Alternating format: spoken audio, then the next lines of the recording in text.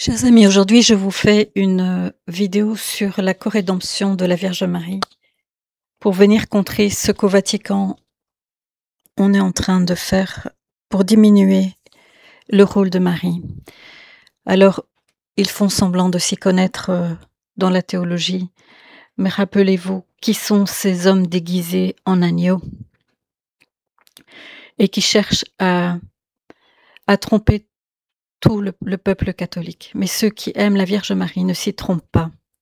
Je dis bien, ceux qui aiment la Vierge Marie ne s'y trompent pas. Alors, le Seigneur lui-même, à travers différentes interventions, par exemple, Luisa Picaretta, Maria Valtorta, également par les apparitions à Amsterdam, insiste sur ce côté de la corédemption de la Vierge Marie. Et pourquoi c'est maintenant que nous devons absolument adhérer à ce dogme? Parce que, si vous vous rappelez les temps de l'Apocalypse, qui est-ce qui écrase la tête du serpent? C'est la Vierge Marie. Autant au tout début, le rôle de Marie était quelque peu caché, autant maintenant, à la fin des temps, le rôle de Marie sera éclatant. Le Seigneur l'explique à de multiples endroits dans ses textes dans Maria Valtorta, que je vous invite à écouter attentivement. Mais je vous invite aussi à visionner la vidéo du Père, donc la vidéo du Père Hervé-Marie Ignard, dont je mets le lien en description de cette vidéo et également dans les commentaires épinglés, qui explique que la corédemption, elle se trouve dans la Bible, dans Colossiens chapitre 1, verset 24. Et vous allez pouvoir approfondir avec lui cela. Je voudrais aussi faire part d'un fait très important, c'est que la note faite par le dicaster de la destruction de la foi tenue par Tucho Fernandez ment au sujet de Ratzinger. Donc ils essayent de faire passer le fait que le cardinal Ratzinger était contre ce dogme. En réalité, c'est bien plus subtil que ça et c'est très important de faire attention à la manipulation. Donc Luisella Scrossetti, dans son article que je mettrai en description de la vidéo, explique qu'en réalité, en 1996, en tant que préfet de la Congrégation pour la doctrine de la foi, Ratzinger ne rejetait pas le titre, mais estimait que la réflexion théologique n'était pas encore suffisamment mûre pour attribuer à la Vierge Marie le titre de corédemptrice et médiatrice. Donc ça veut dire qu'il voulait une élaboration du dogme. Un dogme doit être élaboré théologiquement et préparé. Donc il disait simplement, on n'est pas encore prêt, mais il n'était pas contre. Et Jean-Paul II, par contre, a plusieurs fois utilisé le titre de corédemptrice, et ça, évidemment, ils essayent de le cacher. Donc, il y a de la manipulation, il y a également un désir d'attaquer le dogme de la corédemption, d'attaquer à la corédemption de Marie. Comme dit Luisella Scrossetti, l'extraordinaire contribution de nombreux saints et théologiens est balayée d'un revers de main en un seul paragraphe, le paragraphe 17, signe évident que l'intention de la note n'est certainement pas de faire le point sur la situation, mais de s'attaquer à la corédemption. Vous savez que leur plan, c'est de faire une religion mondiale unique, et donc plaire, entre guillemets, aux protestants. Et donc, comme le disait Anne-Catherine Emmerich, tout va être protestantisé. Et même le sacrifice perpétuel sera aboli pour plaire aux protestants. Parce que les protestants, je vous rappelle, ne croient pas à la présence réelle de Jésus dans l'Eucharistie. Je vous rappelle que les trois colonnes qu'a vu Don Bosco, c'est à ça que nous devons nous attacher. La véritable papauté, les véritables papes canoniquement élus, qui ont gardé le magistère, et à Medjugorje, la Vierge Marie nous mettait en garde déjà il y a longtemps en disant « Restez fidèles à Jean-Paul II et à son enseignement ». Dans les écrits à Vassula, Jésus disait la même chose, à Avola, Jésus disait la même chose. Il fallait rester fidèle à Jean-Paul II et à ceux qu'il nous avait enseignés. Je vous rappelle que cardinal Ratzinger, avec le pape Jean-Paul II, ont composé le catéchisme de l'Église catholique et nous avons décidé de publier, de faire tous les dimanches soir un temps de 45 minutes de catéchèse avec le catéchisme de l'Église catholique, et je vous invite à être nombreux à vous former au catéchisme de l'Église catholique, parce que dans ces derniers temps, il faudra se battre, comme dit la Vierge à Akita, pour conserver la foi. nous ne pouvons rien faire contre le fait que l'Antéchrist aura son siège à Rome. C'est quelque chose qui doit arriver, c'est la passion de l'Église, mais nous devons nous battre pour conserver la foi. Et donc, nous attacherons à ce catéchisme de l'Église catholique. Je vous demande d'être nombreux à vous former aussi parce que, comme je vous l'ai expliqué, bientôt vient l'avertissement. Nous aurons des centaines et des centaines et des milliers de convertis. Il faudra aider les prêtres à catéchiser ces nouveaux convertis après l'avertissement. Et donc, chacun de vous devrait prendre à cœur ce désir du Seigneur. Autre chose encore, rappelez-vous que la Vierge Marie, quand elle apparaît à Fatima, demande la dévotion des premiers samedis du mois, et cette dévotion est très importante dans ces derniers temps. Donc si nous aimons la Vierge, il nous faut absolument prendre au sérieux cette demande de honorer les premiers samedis du mois. Alors voilà, maintenant je commence après cette introduction, je commence tout ce qui est dit sur la corédemption dans Maria Valtorta. Alors, dans le chapitre 23 de l'Évangile tel qu'il m'a été révélé, au verset 9, Marie dit « Si ma présence a sanctifié Jean-Baptiste, elle n'a pas pour autant effacé chez Élisabeth la condamnation venue d'Ève. Tu enfanteras dans la douleur, avait dit l'Éternel. Moi seule qui suis sans tache et n'ai jamais connu d'union humaine, je fus exempte des douleurs de l'enfantement. La souffrance et la tristesse sont les fruits de la faute. J'avais beau être l'Immaculée, j'ai pourtant dû connaître douleur et tristesse parce que j'étais la corédemptrice. Mais pas les tourments de l'enfantement, non, je n'ai pas connu cette souffrance-là. » Dans le chapitre 44, verset 11, c'est Jésus qui parle. Marie, qui savait quel sort serait le sien durant ces 3 années, celui qui l'attendait ensuite et mon sort à moi, ne s'est pas rebiffée comme vous le faites. Elle a pleuré. Qui, d'ailleurs, n'aurait pas pleuré devant la séparation d'un fils qu'il aimait comme je l'aimais, devant la perspective de longues journées où je ne serais plus là, dans une maison vide, devant l'avenir de son fils destiné à se heurter à la méchanceté des coupables, qui se vengent d'être coupables en attaquant l'innocent jusqu'à le mettre à mort. Si elle a pleuré, c'est parce qu'elle était corédemptrice et la mère du genre humain, qui a reçu de Dieu une vie nouvelle. Elle devait aussi pleurer pour toutes les mères qui ne savent pas transformer leur souffrance de mère en une couronne de gloire éternelle. De par le monde, à combien de mères la mort n'a-t-elle pas arraché un enfant de leurs bras? À combien de mères une volonté surnaturelle n'a-t-elle pas enlevé un fils? En tant que mère des chrétiens, Marie a pleuré pour toutes ses filles, pour toutes ses sœurs qui souffrent d'être des mères délaissées, et aussi pour tous ses enfants qui, nés d'une femme, sont destinés à devenir apôtres de Dieu ou martyrs par amour de Dieu, par fidélité au Seigneur ou à cause de la cruauté humaine. Mon sang et les larmes de ma mère forment le mélange qui fortifie les personnes appelées à une destinée héroïque, qui efface leur imperfection et même les fautes dues.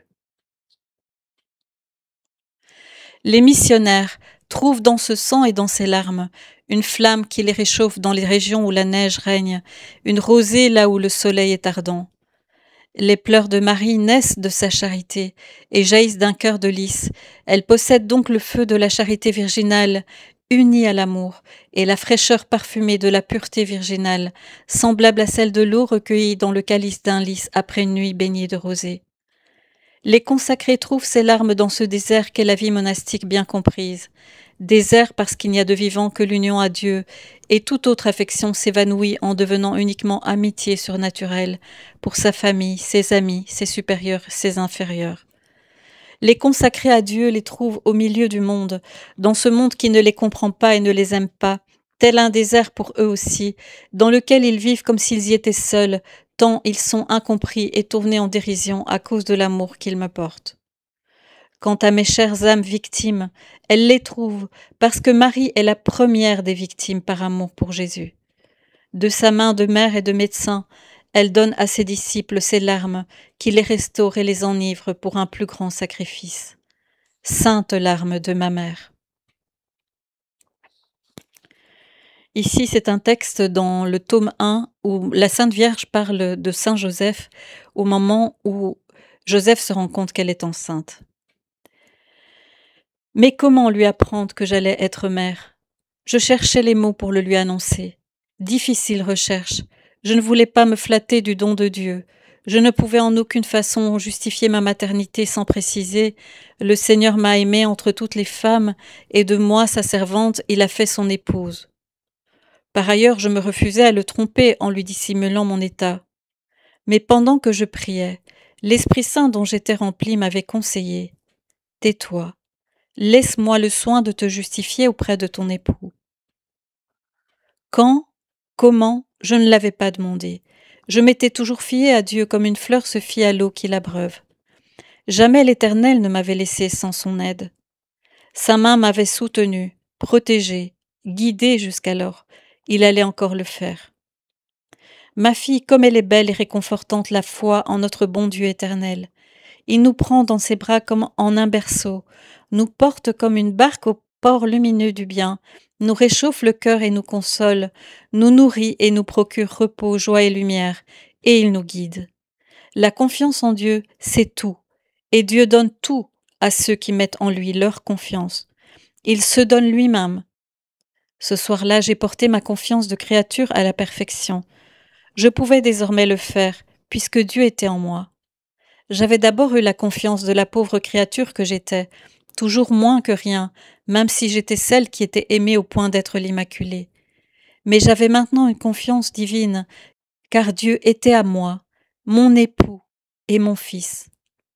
Quelle joie, être unie à Dieu, non pas pour ma gloire, mais pour l'aimer dans une union totale, et pouvoir lui dire « Toi, toi seul qui es en moi, agis avec ta divine perfection en tout ce que je fais. » S'il ne m'avait pas dit « tais-toi », j'aurais peut-être osé, face contre terre, annoncer à Joseph « L'Esprit est entré en moi et je porte en moi le germe de Dieu. » Et il m'aurait cru, parce qu'il m'estime, et parce que comme tous ceux qui ne mentent jamais, il ne pouvait croire que les autres mentent.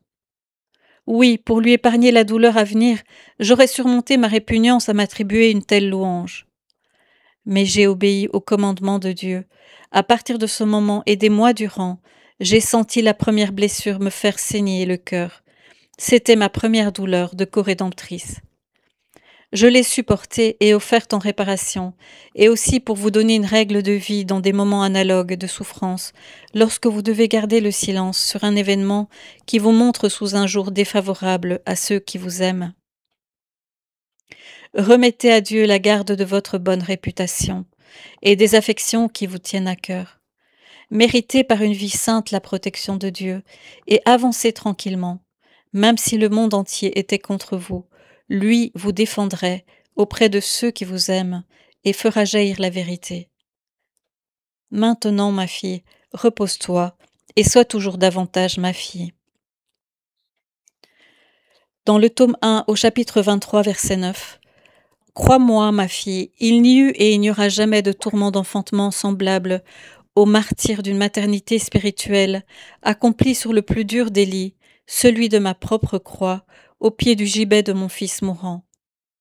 Or, quelle est la mère qui est contrainte de donner le jour ainsi, de mêler la torture de ses entrailles déchirées par les râles de son fils agonisant, au déchirement intérieur pour devoir surmonter l'horreur de devoir dire « Je vous aime, venez à moi, je suis votre mère », au meurtrier de son fils, né de l'amour le plus sublime qu'ait jamais vu le ciel, de l'amour d'un Dieu pour une vierge, d'un baiser de feu, d'une étreinte de lumière qui devinrent chair et firent d'un sein de femme le tabernacle de Dieu. Que de douleur pour être mère, dit Élisabeth. Elle est grande, en effet, mais ce n'est rien en comparaison de la mienne. Laisse-moi poser mes mains sur ton sein. Ah, si vous me demandiez toujours cela quand vous souffrez. Je suis celle qui porte éternellement Jésus. Il est en moi, comme tu l'as vu l'an dernier, tel l'hostie dans l'ostensoir.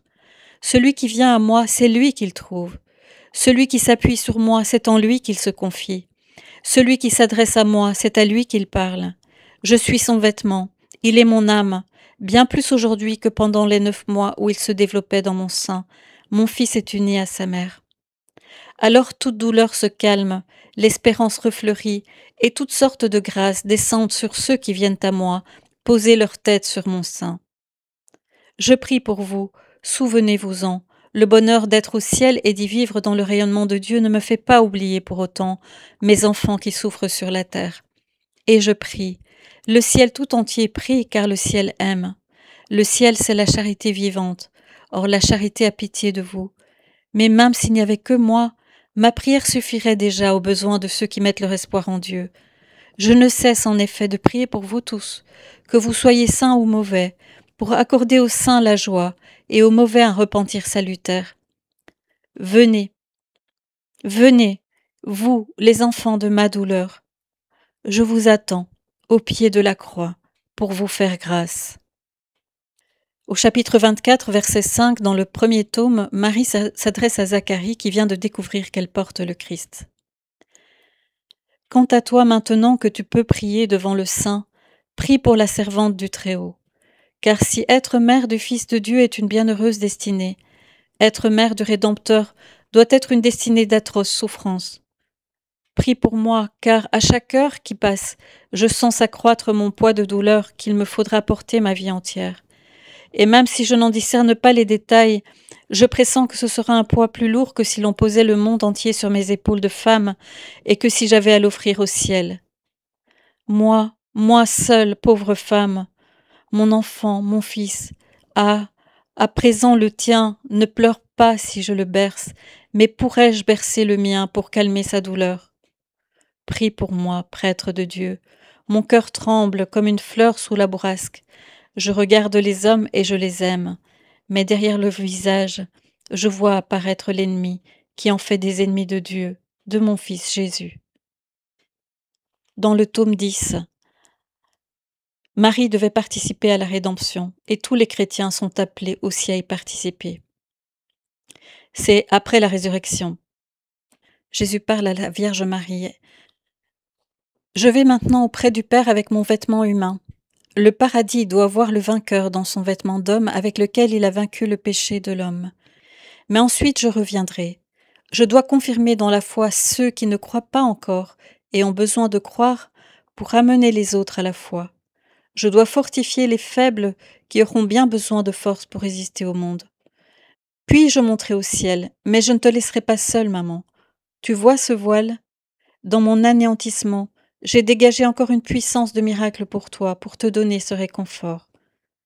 Jésus parle du linge de Véronique, qu'on était venu apporter à la Vierge Marie et qu'elle tenait pendant tout le samedi saint pour être réconfortée.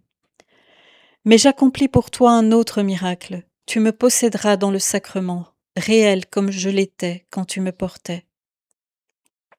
Tu ne seras jamais seul.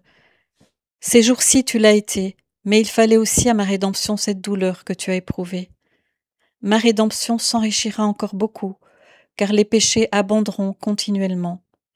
J'appellerai tous mes serviteurs à cette participation co-rédemptrice.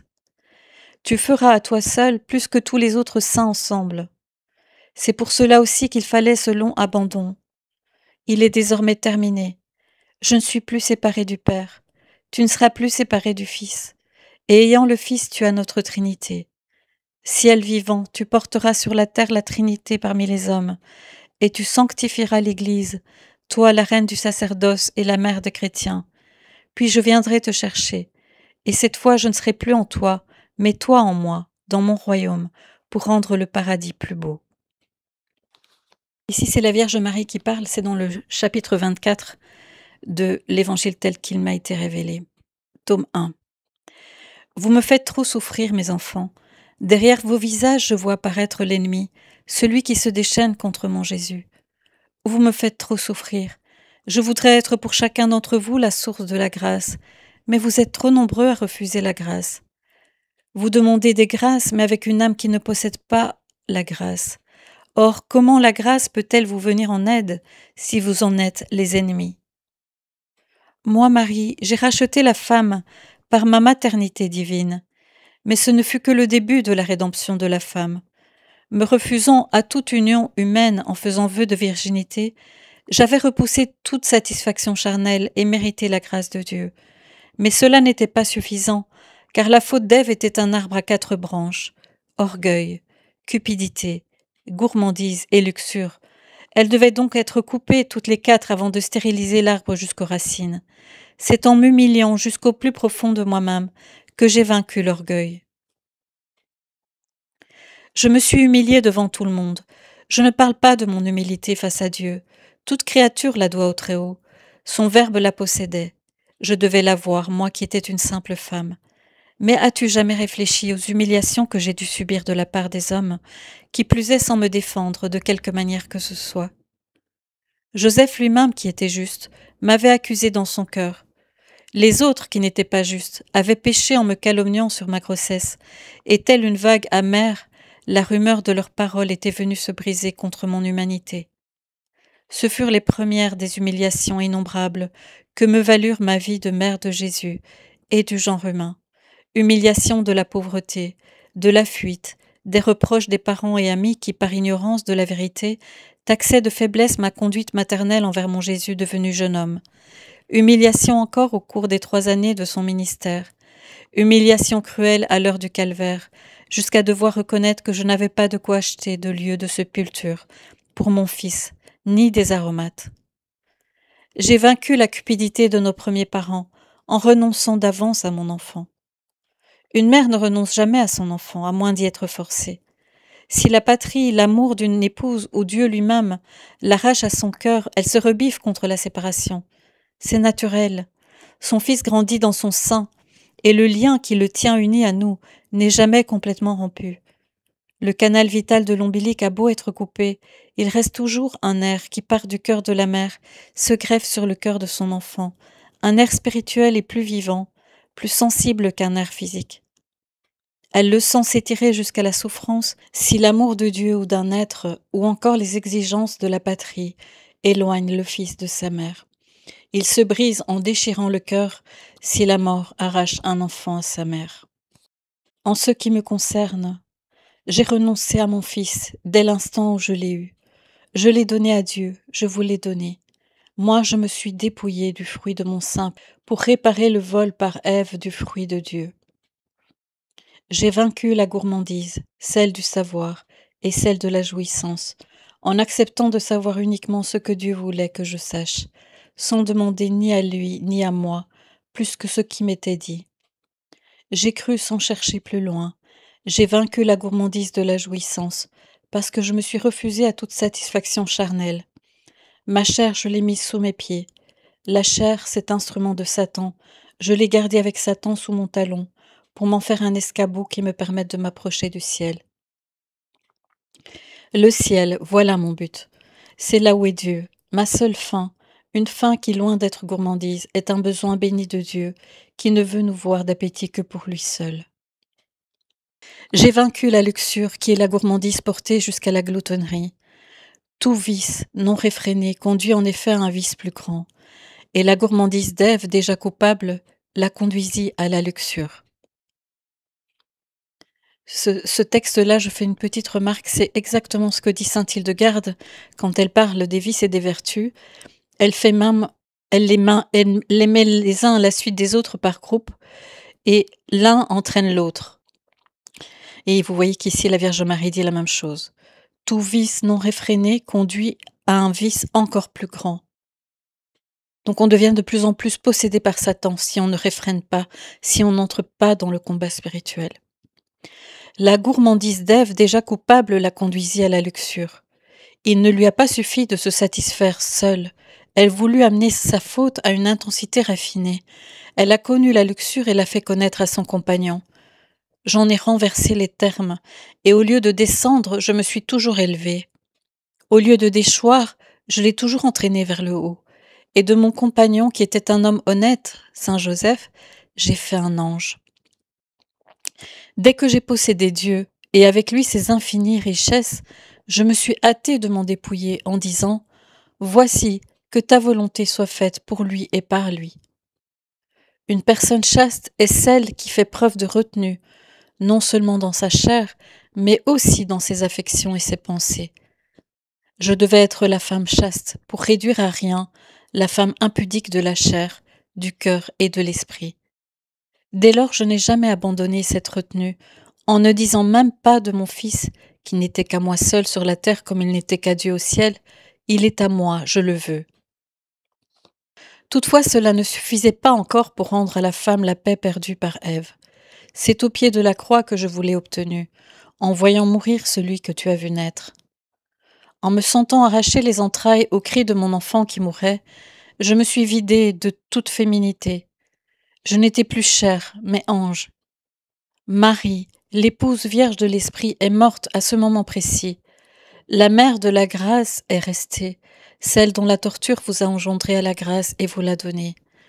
C'est au pied de la croix que la femelle que j'avais reconsacrée en tant que femme, la nuit de Noël, a acquis le moyen de devenir créature des cieux. C'est pour vous que j'ai fait tout cela, en me refusant toute satisfaction sensuelle, si sainte fût-elle. Ève vous avait réduite à l'état de femelle à peine supérieure aux compagnes des animaux. Mais j'ai fait de vous, à condition que vous le vouliez, les saintes de Dieu. J'ai atteint ce sommet pour vous. Comme je l'avais fait pour Joseph, je vous ai élevé vers les hauteurs. Le rocher du calvaire est mon mont des oliviers. C'est là que j'ai pris mon élan pour porter jusqu'aux cieux l'âme, à nouveau sanctifiée de la femme, en même temps que ma propre chair, glorifiée pour avoir porté le Verbe de Dieu. Par là, j'ai effacé en moi, jusqu'à la dernière trace d'Ève, la dernière racine de cet arbre à 4 rameaux toxiques et aux racines plongées dans la sensualité, qui avait entraîné l'humanité à sa chute et qui vous mordra les entrailles, jusqu'à la fin des siècles, jusqu'à la dernière femme. C'est de là, où je resplendis dans le rayonnement de l'amour, que je vous appelle et vous indique le remède pour vous vaincre vous-même. La grâce de mon Seigneur et le sang de mon Fils. Dans le tome 1, lorsque Jésus commente la vision des rois mages, quand il est encore tout petit, c'est Marie qui doit le guider pour faire un geste de bénédiction au roi mage. Il fait un enseignement. C'est Marie qui prend la main de Jésus, qui ne sait pas encore bénir et la guide pour faire ce geste saint. C'est toujours Marie qui prend la main de Jésus et la guide. Aujourd'hui encore, aujourd'hui, Jésus sait bénir. Mais il arrive que sa main transpercée retombe.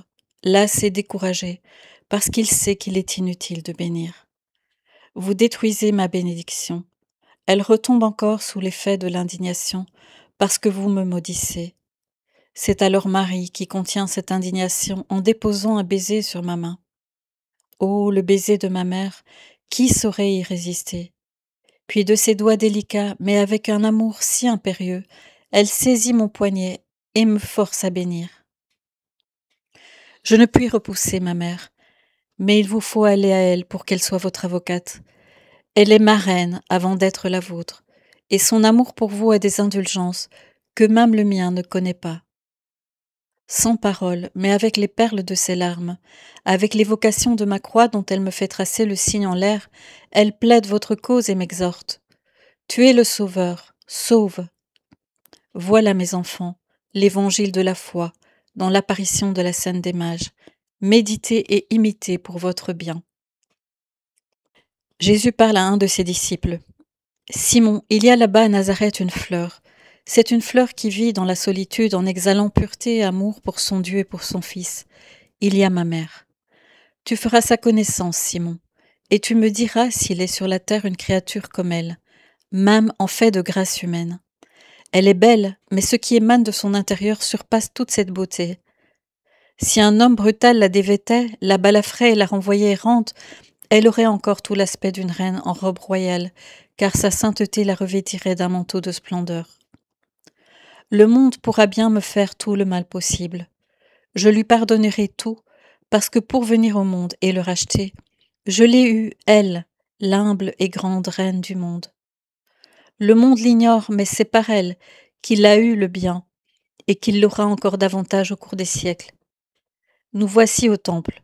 Nous observons la forme judaïque du culte, mais en vérité, je te le dis, que la vraie maison de Dieu, l'Arche sainte, c'est son cœur, dont le voile est sa chair très pure, sur laquelle ses vertus tissent une merveilleuse broderie. Maintenant, nous lisons le chapitre 89 du tome 2, quand Jésus est à Nazareth. Il parle à sa maman. « Ah, que de choses j'ai à te raconter, ma parfaite amie, ma douce mère. Mais pour commencer, je te prie d'avoir une grande pitié pour ceux qui viendront demain. Écoute, ils m'aiment, mais ils ne sont pas parfaits.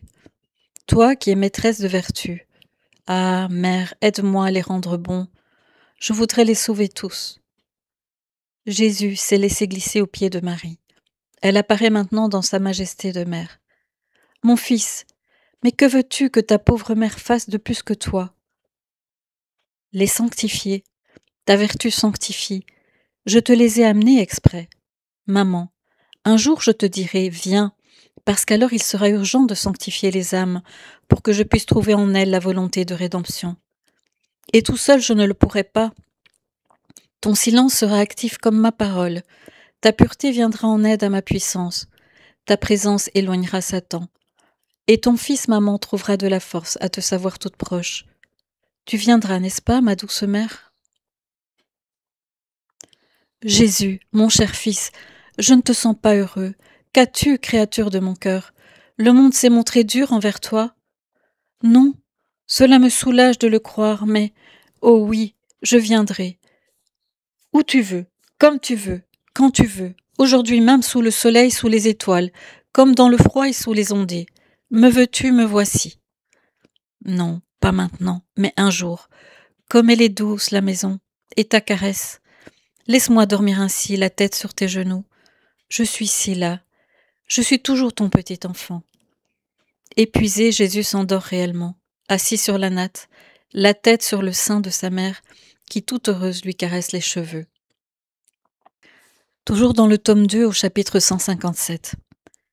Israël a toujours méprisé les femmes, en les confinant dans le temple au cantique des vierges ou à l'instruction des vierges et rien de plus. Ne discutez pas si c'était juste ou non. Dans la religion fermée d'Israël et au temps du courroux, c'était juste. Toute la honte retombait sur la femme, origine du péché. Mais dans la religion universelle du Christ et au temps du pardon, tout cela change. Toute la grâce est concentrée dans une femme, et elle l'a enfantée au monde pour qu'il soit racheté. La femme n'est donc plus marquée par le dédain de Dieu, elle est devenue son aide. Et par cette femme, la bien-aimée du Seigneur, toutes les femmes pourront devenir disciples du Seigneur, non seulement comme la masse du peuple, mais en tant que prêtresses d'ordre inférieur, coadjutrices des prêtres qu'elles peuvent tant aider pour eux-mêmes, pour les fidèles et ceux qui ne le sont pas, enfin pour ceux qu'amènera à Dieu et non pas tant le rugissement de la parole sainte que le sourire saint de l'une de mes disciples. Au tome 2, au chapitre 157, Jésus est aux côtés de sa mère, et il évoque Analia, la première vierge consacrée de l'Église. Hier soir, nous avions parlé, elle et moi, de la jeune fille partie aux premières heures de l'après-midi, en portant en son cœur virginal son secret saint, tel un soleil plus radieux que celui du ciel. Quand nous sommes restés seuls et que j'étais assis à côté d'elle comme lorsque j'étais petit, la tête sur son épaule si accueillante et si forte, ma mère m'a dit « Comme il est doux d'être la mère du Rédempteur !» Oui, comme c'est doux quand la créature qui vient au Rédempteur est déjà une créature de Dieu, en laquelle il ne subsiste que le péché originel qui ne peut être lavé par un autre que moi. Toutes les autres petites taches des imperfections humaines, l'amour les a lavées. Mais ma douce mère, toi la très pure, guide des âmes vers ton Fils, étoile sainte qui les oriente, suave maîtresse des saints, tendre nourrice des plus petits, soin salutaire des malades, ce ne seront pas toujours des personnes qui ne refusent pas la sainteté qui viendront à toi, mais des lèpres, des horreurs, la puanteur, un grouillement de serpents autour des choses immondes viendront ramper jusqu'à tes pieds. Ô reine du genre humain, pour te crier « Pitié, viens à notre secours, conduis-nous à ton Fils !» Et tu devras poser ta main, cette main pure, sur ses plaies, incliner ton regard de colombe du paradis sur des laideurs infernales, respirer la puanteur du péché et ne pas fuir. Il te faudra au contraire serrer sur ton cœur ceux que Satan a mutilés, ces avortons, ces pourritures, les laver par tes larmes, puis me les amener. Alors tu diras, comme il est dur d'être la mère du Rédempteur. Mais tu le feras parce que tu es la mère. Je baise et je bénis tes mains, ces mains par lesquelles viendront à moi tant de créatures dont chacune sera l'une de mes gloires.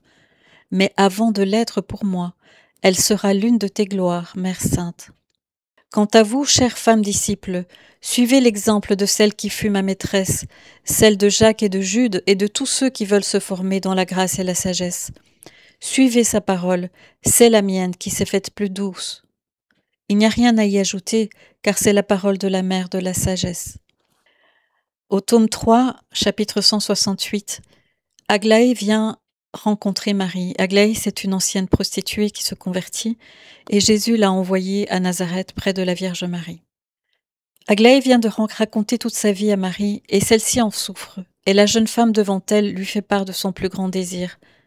Marie est bouleversée. Elle pleure, elle souffre, mais les seuls signes de sa douleur, ce sont les larmes qui tombent sur la repentie. Aglaé. Je veux mourir pardonné.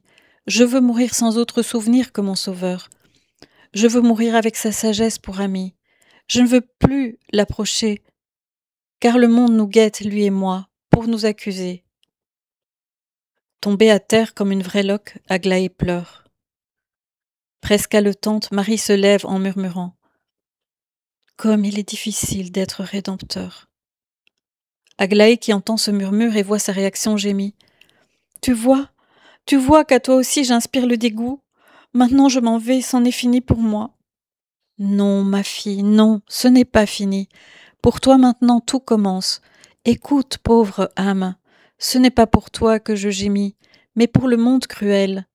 Non seulement je ne te laisse pas partir, mais je te recueille, pauvre hirondelle, que la bourrasque a abattue contre mes murs.